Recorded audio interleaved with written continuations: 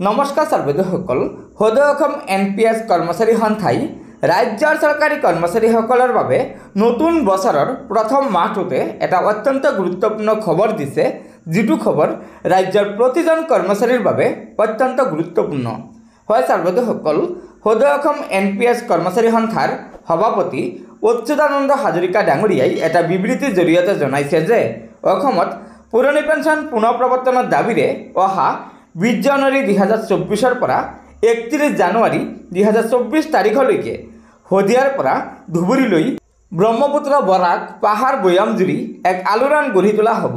হয় সৰ্বদসকল সদৌ অসম NPS কৰ্মচাৰী সন্থাই নতুন বছৰটোৰ আৰম্ভণিতে পুৰণি পেঞ্চন পুনৰ প্ৰৱৰ্তনৰ দাবীৰে ৰাজ্যজুৰি এক আলোড়ন গঢ়ি তুলিব বুলি এটা বিবৃতি প্ৰকাশ কৰিছে। গতিকে সৰ্বদসকল এয়া নিশ্চয় আমাৰ ৰাজ্যৰ চৰকাৰী কৰ্মচাৰীসকলৰ বাবে এটা অত্যন্ত গুৰুত্বপূৰ্ণ খবৰ। আশা কৰিছোঁ আপোনালোকে আমাৰ এই ভিডিঅ'টো লাইক শ্বেয়াৰ কৰিব আৰু পৰৱৰ্তী সময়ত ৰাজ্যৰ চৰকাৰী কৰ্মচাৰীসকলৰ বিভিন্ন খবৰসমূহ পোনপ্ৰথমে পাবলৈ অনুগ্ৰহ কৰি আমাৰ এই চেনেলটো ছাবস্ক্ৰাইব কৰি ল'ব।